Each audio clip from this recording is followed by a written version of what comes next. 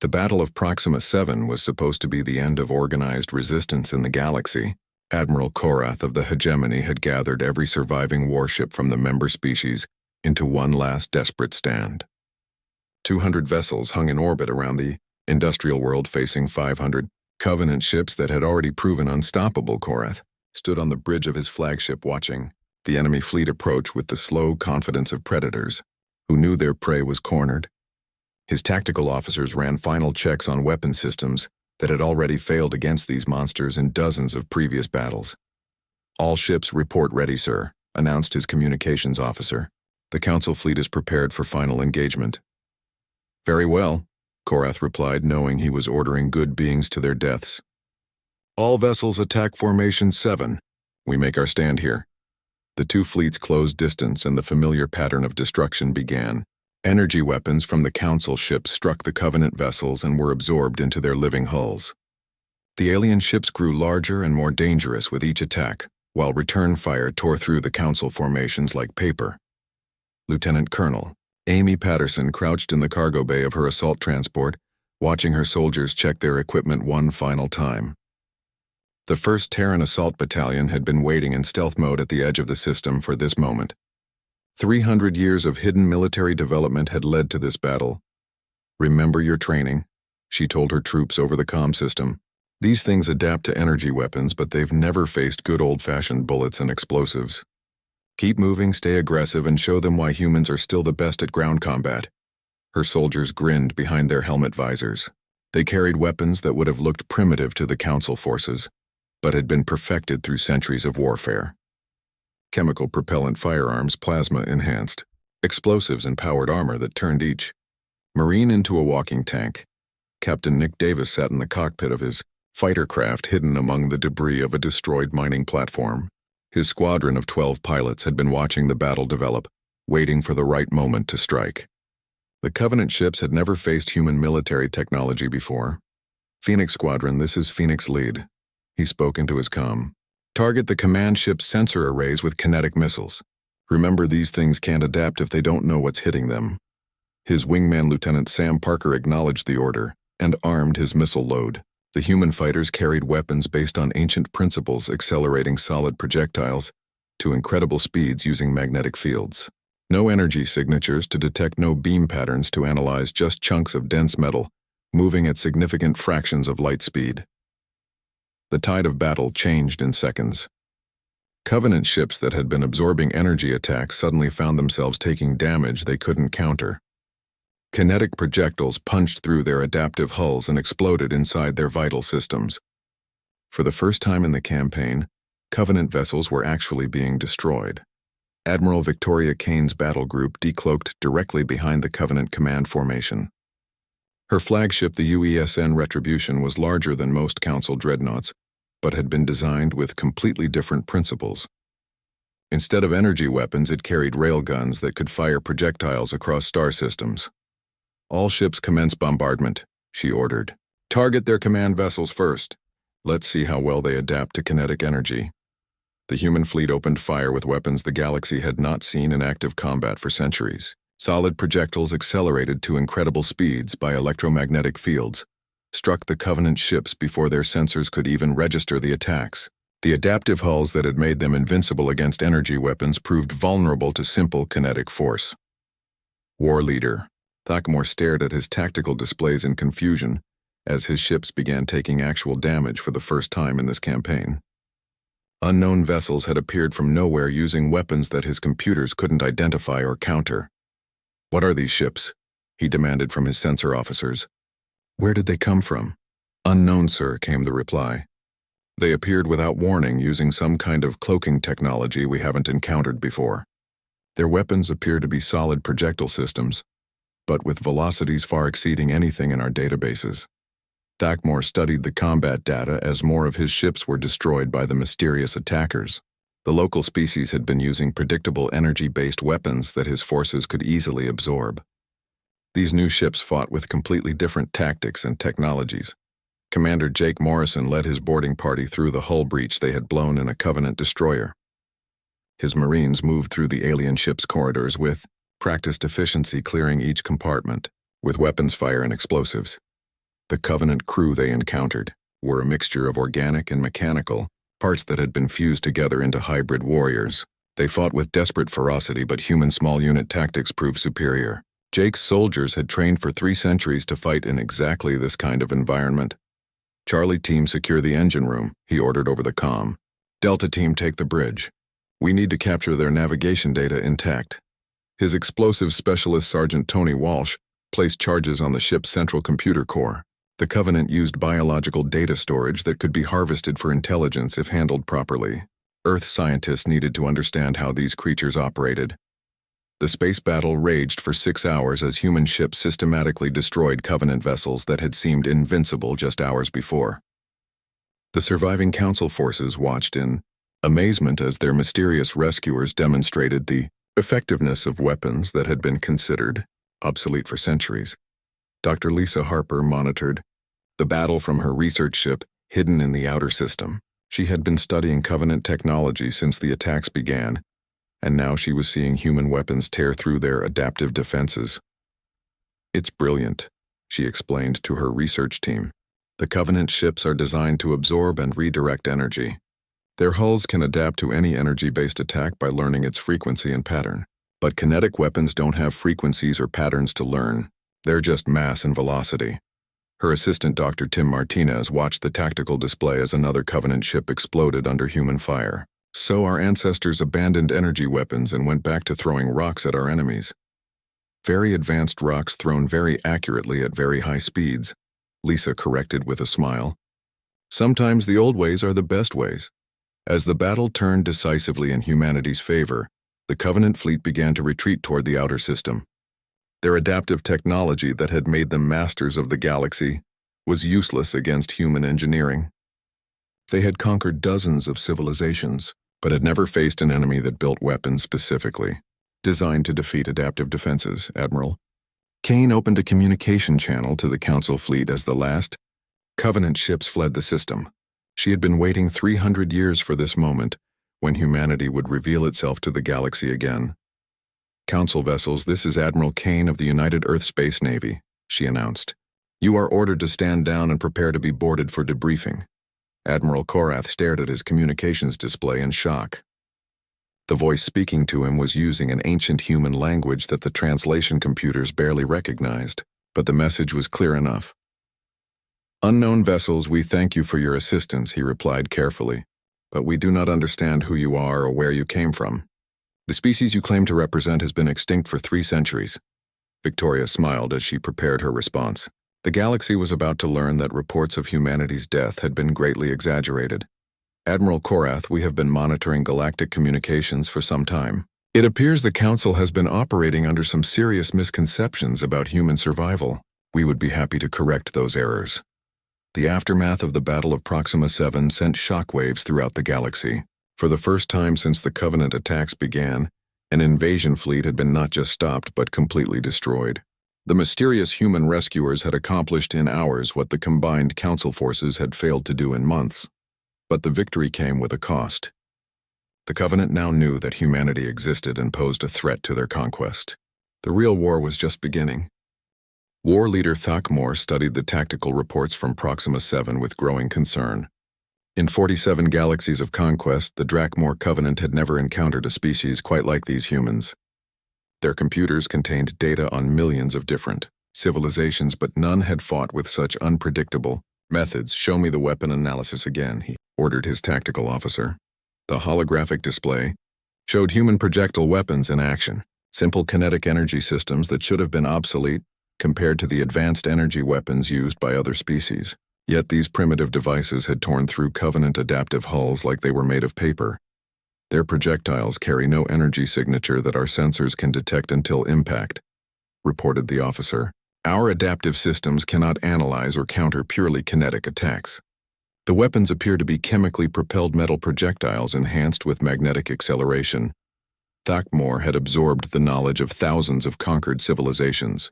Energy weapons, plasma cannons, particle beams, and quantum disruptors were the natural evolution of military technology. Every advanced species developed along similar paths, abandoning kinetic weapons as crude and inefficient. How can a species develop interstellar travel while still using such primitive weapons, he wondered aloud. Unknown, sir. Their technology appears to be a mixture of extremely advanced systems and deliberately archaic weapons. Our intelligence suggests they have spent centuries perfecting these older methods specifically to counter adaptive defenses. This was troubling information. The Covenant's greatest advantage had always been their ability to adapt to any threat within hours of first contact. Their biomechanical ships could analyze enemy weapons and develop countermeasures faster than most species could reload. But adaptation required patterns to analyze, and kinetic weapons followed no patterns except physics, Colonel. Danny Brooks established his forward operating base on Kepler 442b using tactics that confused even his own allies. His rangers moved like ghosts through the contested territory, appearing from nowhere to strike critical targets before vanishing into the wilderness. Sir, we have confirmation that the Covenant garrison has been eliminated, reported Sergeant Mike Taylor over the secure comm channel. Their command post is destroyed and all personnel are down. No human casualties. Danny smiled as he studied his tactical map. The Covenant forces on this world had been expecting another conventional attack like the other species used. Instead, they got human special operations forces who had been perfecting asymmetric warfare for 3 centuries. Excellent work, Mike. Extract your team and prepare for the next target. We have 17 more installations to hit before dawn. His rangers used weapons that would have been recognizable to soldiers from Earth's ancient wars. Chemical explosives, projectile firearms, and stealth technology that made them nearly invisible to enemy sensors. While the galaxy's other species had focused on energy, shields, and plasma weapons, humans had gone in a completely different direction. The Covenant garrison commander on Kepler 442b had been a veteran of campaigns across multiple galaxies. He had faced energy beings that existed as pure thought and silicon-based life forms that could survive in the vacuum of space. But human guerrilla fighters were something entirely new. Where are they coming from, he demanded as another supply depot exploded in the distance. Our sensors show no approaching vehicles or aircraft. His tactical officer checked the scanner readings again with growing frustration. Sir, the attackers appear to be using some kind of stealth technology that our sensors cannot penetrate. They strike without warning and disappear before we can respond. Then increase patrols and establish defensive perimeters around all critical facilities. We have tried, sir. The enemy seems to know exactly where our patrols will be. They avoid our forces completely and strike only when our defenses are weakest. The garrison commander realized he was facing an enemy that had been preparing for this exact type of warfare for generations. While the Covenant had perfected adaptation and absorption, humans had perfected the art of being unpredictable. Dr. Rachel Murphy's research team had been working around the clock to understand how human weapons were so effective against Covenant defenses. Her laboratory aboard the research vessel Darwin was filled with captured Covenant technology and sensor data from recent battles. The key is in their adaptive matrix, she explained to her colleagues during their daily briefing. Covenant ships are designed to absorb energy attacks and use that power to strengthen their hulls and weapons. But our kinetic projectiles deliver force without any energy component they can harvest. Her assistant, Dr. Kevin Martinez, pulled up holographic displays showing the molecular structure of Covenant hull material, so their greatest strength becomes a weakness when facing weapons they cannot adapt to. Exactly. They've spent millions of years perfecting their ability to counter energy-based attacks. But a simple bullet follows laws of physics that cannot be absorbed or redirected. Mass times velocity equals force, and force applied to the right spot can destroy any structure. Rachel had been studying alien technology since she was a graduate student, but the elegant simplicity of this solution impressed her. While every other species in the galaxy had advanced toward more complex energy weapons, humans had deliberately maintained and improved their most basic military tools. It's like bringing a knife to a gunfight, commented Dr. Jennifer Walsh from her workstation. Except we brought the knife and everyone else brought guns that don't work. The effectiveness of human tactics was causing panic among Covenant commanders throughout the invasion zones. Ships that had conquered entire star systems were being destroyed by weapons their computers classified as primitive. Ground forces that had overwhelmed galactic armies were being picked apart by infantry, using chemical propellants and high explosives. War leader Thakmore called an emergency strategy session with his senior commanders. The great conquest that should have been completed in months was being stalled by one species that refused to follow expected patterns. Report on human military capabilities, he ordered. Sir, their forces appear to use deliberately mixed technology levels, came the response. Advanced stealth systems combined with chemical propellant weapons. Quantum computers directing soldiers who carry explosive devices that could have been built 1,000 years ago. Their tactics are equally unpredictable. They avoid direct confrontation when possible, but when they do engage, they fight with a ferocity that our psychological profiles cannot explain. They seem to view warfare as both an art and a science. Thakmore studied the combat footage from recent engagements. Human soldiers moved with precision that came from centuries of training, but also showed creativity that suggested each individual was capable of independent, tactical decision-making. How many human worlds have we identified, he asked. Only one, sir. Their home system appears to be heavily fortified, but we have detected no other major population centers. It is possible they are a nomadic species living aboard ships and mobile installations. Or they are very good at hiding, Thakmore realized. Increased long-range reconnaissance. If humans have been preparing for this war as long as their tactics suggest, then they may have assets we have not yet discovered. Captain Ryan Walsh received new orders while his stealth ship monitored Covenant communications from the edge of the Kepler system.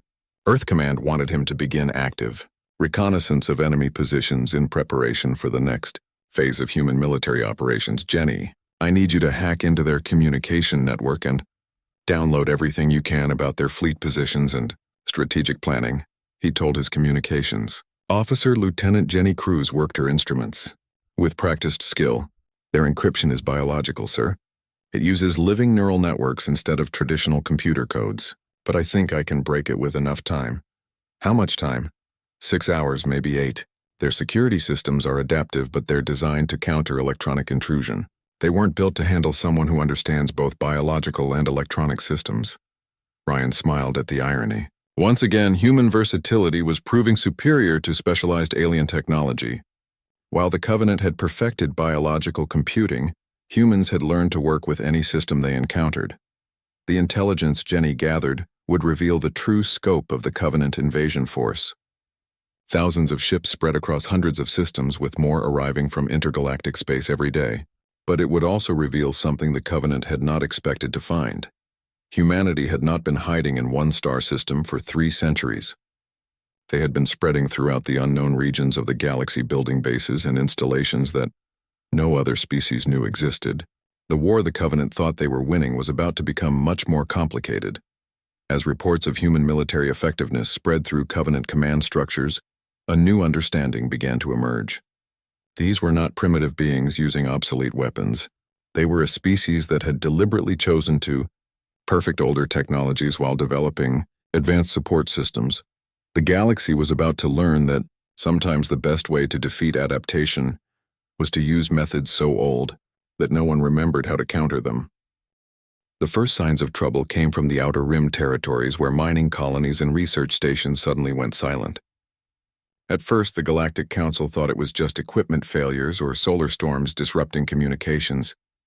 They had dealt with such problems many times before and expected normal contact to resume within a few days. General Patricia Stone stood in the command center, buried deep beneath the Colorado mountains on Earth. The massive room was filled with screens showing star maps and sensor data from across the galaxy. Red warning lights blinked on dozens of displays as reports came in from human deep space monitoring stations. General, we're receiving the last transmission from Outpost Sigma 7, announced Major Alan Parker from his position at the communications desk. They report unknown ships approaching their position. The transmission cuts off after that. Patricia studied the tactical display showing the locations of all the lost colonies. The pattern was clear and terrifying. Something was moving through space in a straight line toward the core worlds, consuming everything in its path. How many systems have we lost contact with? She asked. 17 in the past week, General. All of them in the outer territories beyond Council space. Whatever is out there is moving fast and leaving nothing behind. Patricia had spent 30 years preparing for threats that might come from deep space.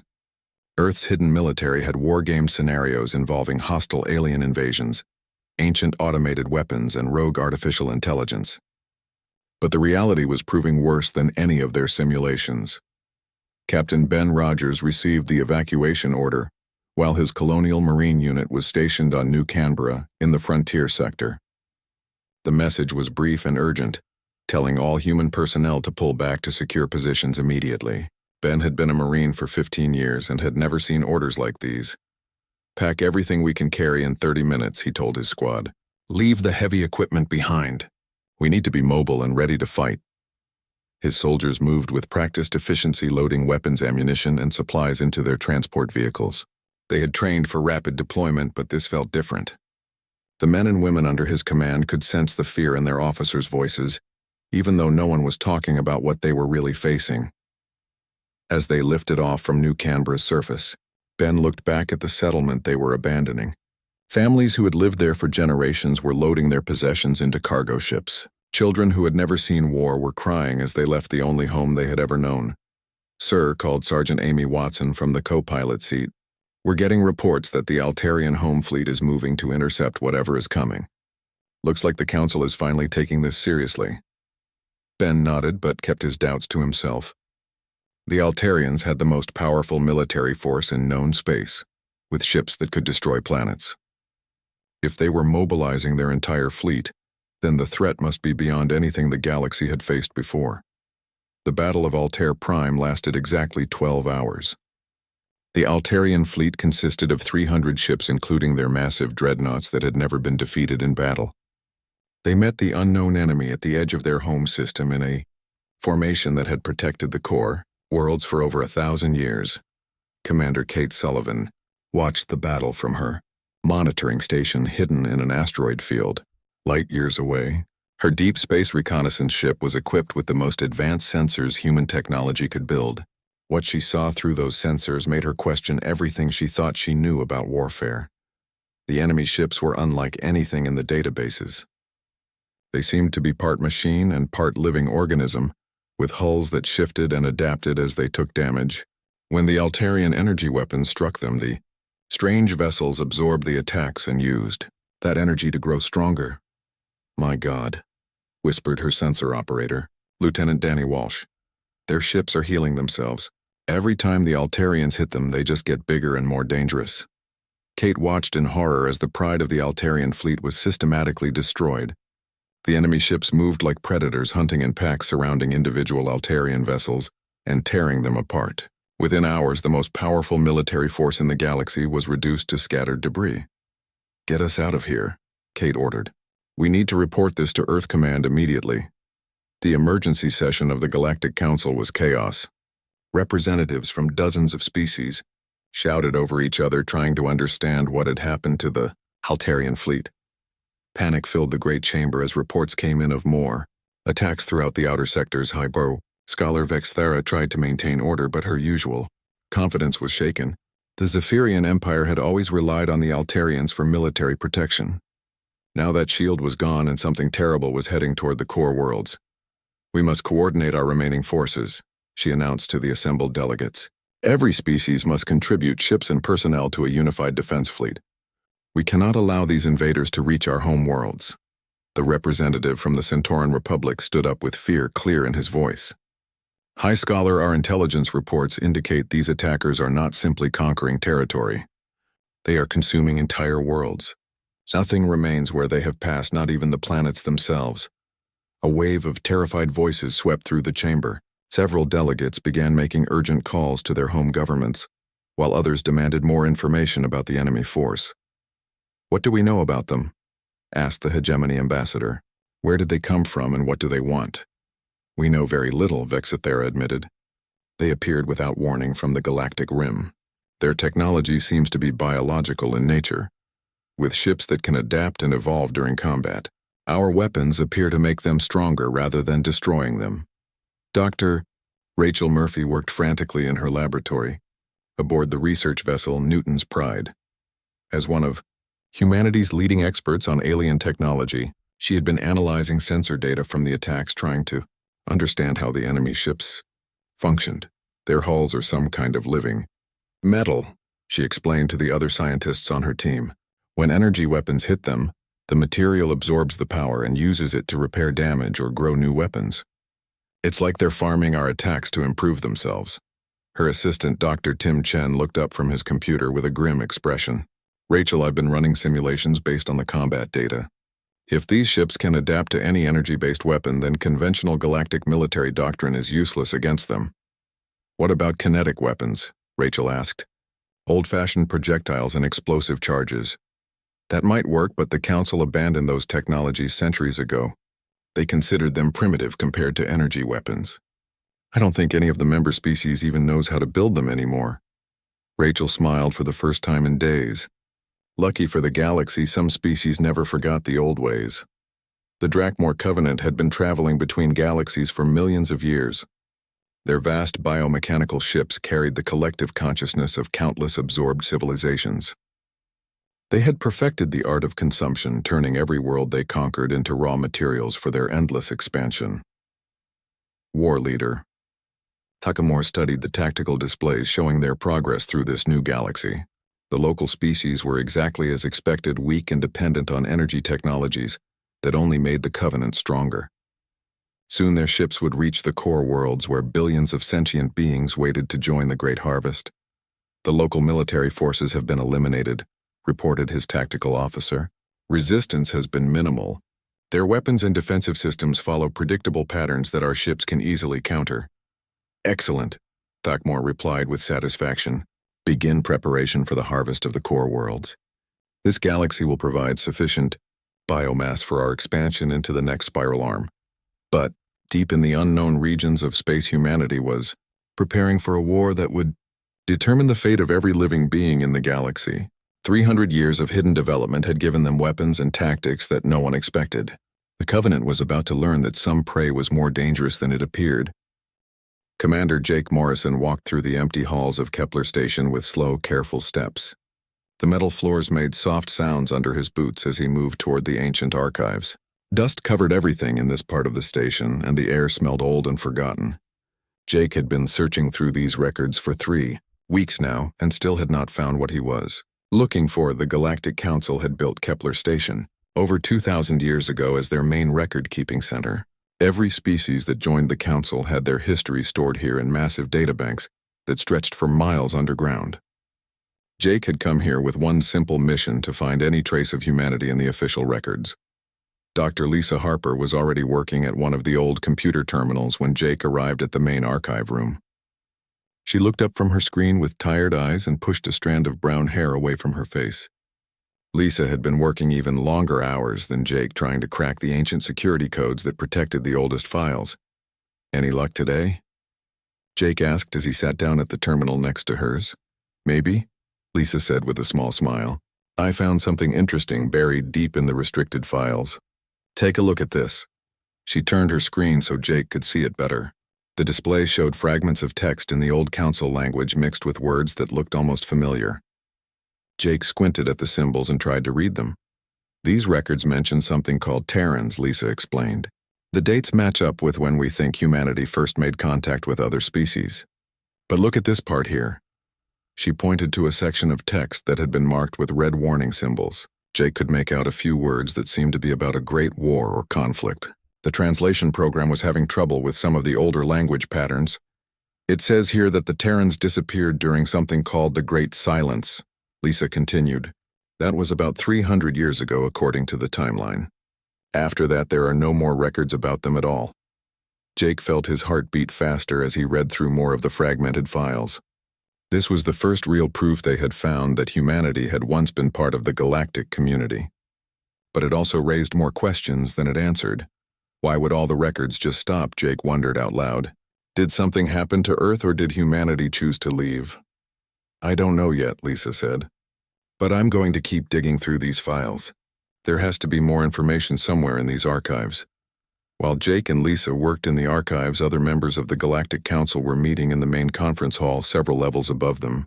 The council chamber was a huge circular room with seats for representatives from dozens of different species. Today, only about half the seats were filled. As many of the smaller species had stopped attending regular meetings. Hi. Scholar Vexthera from the Zephyrian Empire stood at the center podium addressing the other delegates. She was tall and thin with pale blue skin and large dark eyes that seemed to look down on everyone else in the room. Her voice carried easily through the chamber as she spoke about recent archaeological discoveries. "My fellow council members," she began in her cold, precise tone, "we have received reports of researchers attempting to access our most ancient archives. They claim to be searching for evidence of lost civilizations that once participated in our Great Alliance." Several delegates shifted in their seats and whispered to each other. The Altarian representative raised one of his forearms to request permission to speak. "What concern is this to us, High Scholar?" he asked. "Surely academic research into our past can only benefit our understanding of galactic history." Vexithara's expression showed clear disapproval as she responded. "The concern, my dear colleague, is that these researchers are wasting time and resources chasing myths and legends. Every few years someone claims to have found evidence of the so-called Terrans or other supposedly vanished species. These stories are nothing more than folklore from primitive times when record-keeping was poor and facts were often mixed with fantasy. But what if these records are real?" asked a delegate from one of the newer member species. "Should we not investigate all possibilities?" "The galaxy is vast and full of failed civilizations," Vexithara replied with a dismissive wave of her hand. "For every species that successfully joined our alliance, 10 others have fallen by the wayside. They could not adapt to the demands of galactic society, or they destroyed themselves through war and conflict. The universe is littered with such failures, and we gain nothing by mourning them." Far beyond the edge of the Kepler system, a small ship drifted silently through space. The UES Wanderer was painted in colors that made it nearly invisible against the starfield. Its advanced stealth systems kept it hidden from the Council's sensors as it monitored their communications. Captain Ryan Walsh sat in the command chair of his reconnaissance vessel, reading the intercepted transmissions from the Council meeting. His crew of 12 had been watching Kepler Station for 2 months, waiting for the right moment to make contact. But after hearing Vexithara's speech, Ryan knew that moment had not yet come. "Captain," said Lieutenant Jenny Cruz from the communications station, "I'm picking up encrypted transmissions from inside the station. It looks like someone is accessing the historical archives." "Can you trace the source?" Ryan asked. "Yes, sir. The signals are coming from the old archive section. Whoever is down there has been working around the clock for weeks." Ryan studied the data on his command screen and made a decision. He opened a secure channel to Earth Command, using a quantum relay that could not be detected or intercepted by Council technology. "Earth Command, this is Wanderer." He spoke into his headset. "We have a situation at Kepler Station. Council records show they believe humanity went extinct 3 centuries ago during the Great Silence. They think we're just another failed civilization." The response came back after a few seconds' delay. "Understood, Wanderer. What is your assessment of the situation?" "There are human researchers on the station right now, sir. They're digging through the archives looking for traces of our people. The Council leadership is dismissing their work as a waste of time. They have no idea we're still out here. Maintain your position and continue monitoring," came the reply. "Do not make contact with the researchers yet. We need to understand the full situation before we reveal ourselves." "Copy that command. But sir, there's something else you need to know. We've been tracking unusual activity in the outer rim sectors. Long-range sensors are picking up signs of a massive military buildup by an unknown force. If the Council thinks humanity is gone, they won't be expecting help when trouble comes calling." The transmission ended and Ryan leaned back in his chair. 300 years ago, humanity had chosen to disappear from galactic society rather than become just another member species following Council rules. They had spent those centuries exploring the unknown regions of space and building their strength in secret. Now it seemed like that decision was about to be tested in ways no one could have predicted. The final battle began when the Covenant fleet arrived in the Sol system, expecting to find a primitive world defended by a handful of ships. Instead, they discovered a fortress system that had been 3 centuries in the making. Every planet, asteroid, and piece of space debris had been converted into part of Earth's defensive network. Admiral Chris Hunter stood in the command center of Luna Base, watching thousands of enemy ships pour through the outer system. The moon beneath his feet had been hollowed out and converted into the largest military installation in known space. Weapons platforms that looked like asteroids began powering up throughout the system. "All stations report ready, sir," announced his tactical officer, Major Lisa Brown. "Defense. Grid is fully operational and all mobile units are standing by." "Very good, Major. Signal all commands." that Operation Homecoming is now active. Let's show our visitors what humanity has been doing for the past 300 years. The Covenant fleet moved toward Earth in their standard conquest formation, confident that their adaptive technology would counter any resistance. War leader Thakmor commanded over 2,000 ships, including his personal flagship that had absorbed the knowledge of 47 galaxies. Begin planetary bombardment, he ordered as his fleet reached the outer defensive perimeter. Eliminate all military installations before beginning the harvest. His weapons officers targeted what appeared to be scattered defensive platforms around Earth's moon. Energy weapons lanced out toward the human installations, expecting to see the familiar pattern of absorption and adaptation that had made the Covenant invincible. Instead, the Covenant ships found themselves under attack from directions they had not expected. Weapons platforms that had appeared to be simple asteroids revealed themselves as massive railgun installations. The moon itself opened up to expose weapon systems that could fire projectiles across the entire solar system. "Sir, we are taking heavy damage," reported his tactical officer in shock. "The defensive installations are using kinetic bombardment weapons. Our adaptive systems cannot counter the attacks." Thakmor watched his fleet take losses for the first time since entering this galaxy. Human weapons were as simple as rocks thrown at high speed, but their accuracy and coordination was beyond anything in his experience. Captain Lisa Morgan suited up in her powered armor aboard the assault transport Hamilton, preparing to lead her Marines against the Covenant flagship. Her squad had trained for this exact mission, boarding enemy vessels and fighting through their adaptive corridors. "Remember your briefings," she told her soldiers over the comm system. "These ships can change their internal layout to confuse boarders, but they can't adapt fast enough to stop good old-fashioned explosives and gunfire. Stay together, watch your corners, and shoot anything that moves." Her Marines carried weapons that combined human engineering with 3 centuries of military development. Chemical propellant firearms enhanced with magnetic acceleration systems. Explosive charges that used both traditional chemistry and quantum destabilization fields.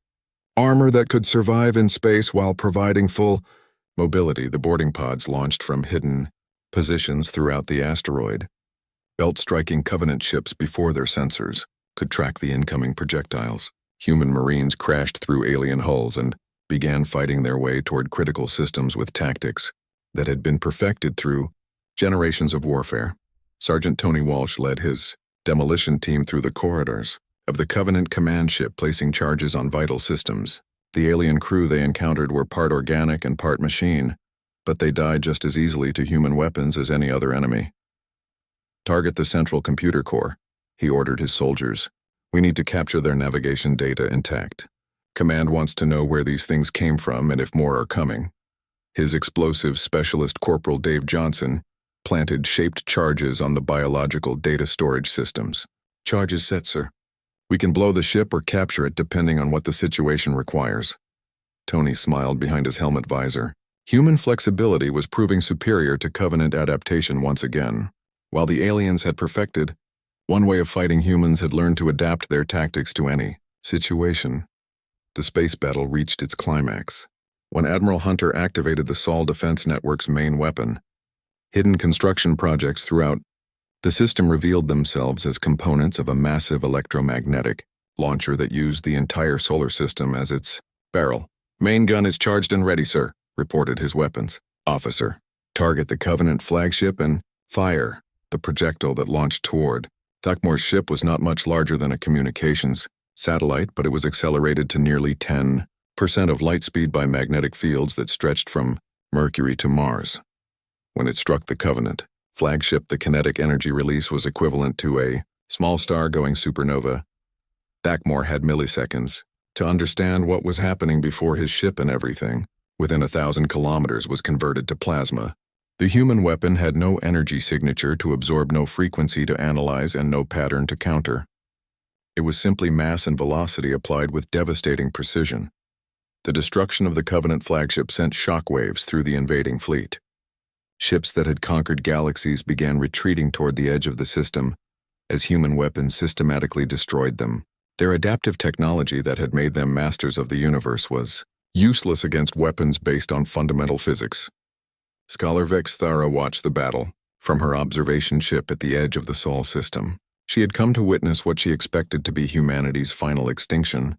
Instead, she was seeing the most one-sided military victory in galactic history. Open a communication. Channel to the human forces, she ordered with a voice that shook with fear and amazement. Channel open high. Scholar. Unknown defenders, this is High Scholar. Vexthera of the Galactic Council. We require immediate assistance against the Covenant invasion. Please identify yourselves and state your terms for alliance.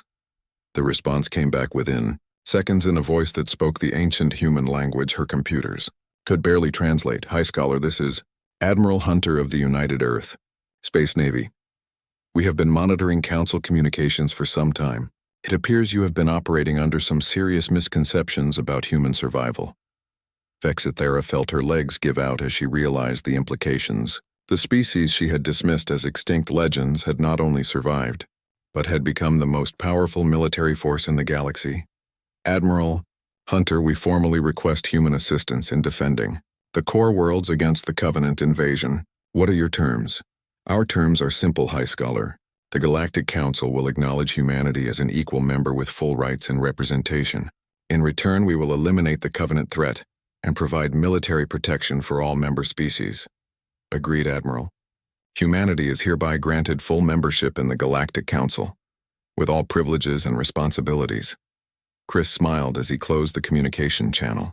300 years of patient preparation had led to this moment when humanity would take its rightful place among the stars. The Battle of Sol marked the beginning of the end for the Covenant invasion. Human fleets that had been hidden throughout the galaxy began revealing themselves and launching coordinated attacks on Covenant positions. Ships using weapons the aliens could not counter struck at the heart of their invasion force.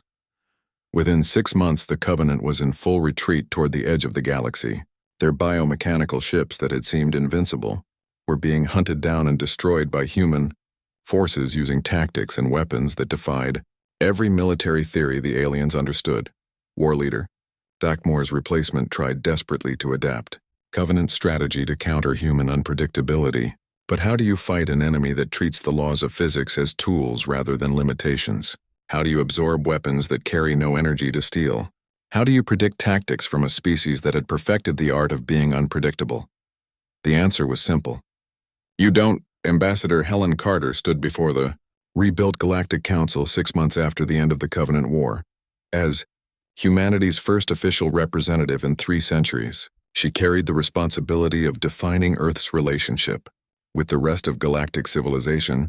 Fellow council members, she began in the Great Chamber that had once dismissed humanity as extinct. The war against the Covenant has ended with their complete defeat. Their surviving forces have been driven beyond the galactic rim and pose no further threat to our civilization. The assembled delegates applauded with genuine gratitude. Every species in the galaxy owed their survival to human military intervention. The species that had once been considered a primitive failure had proven to be their salvation. Humanity is pleased to accept full membership in the Galactic Council, Helen continued. We look forward to sharing our knowledge and experience with our fellow sapient beings. Together we can build a galaxy where all species can prosper in peace. High Scholar Vexthera stood up from her seat with an expression of humility that would have been unthinkable 6 months earlier. Ambassador Carter, on behalf of all Council species, I want to express our gratitude for humanity's protection during the crisis.